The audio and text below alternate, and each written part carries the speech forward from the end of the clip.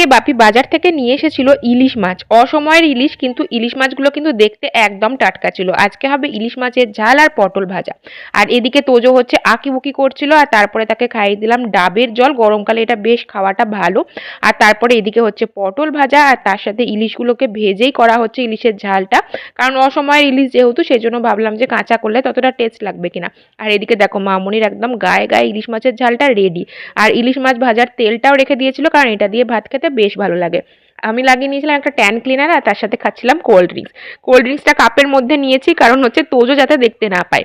আর তারপরে এই যে সবাই মিলে বসে গেলাম দুপুরের খাওয়া দাওয়া করতে। ইলিশ মাছের এই তেলটা দিয়ে সাদা ভাত মাখিয়ে, আর তার সাথে যদি একটু লঙ্কার ঝালটা দেওয়া হয়, তাহলে খেতে অসম্ভব সুন্দর লাগে। তার সাথে ইলিশ মাছের ডিমও ছিল। আর সবশেষে নিয়ে নিলাম ইলিশ মাছের ঝাল। এইটা দিয়ে যেন ভাত একটু বেশিই খাওয়া হয়ে যায়, খিদে না থাকলেও খাওয়া হয়ে যায়। আর তারপরে তোজোর সারা দুপুর চললো বদমাশি, একটুও ঘুমালো না।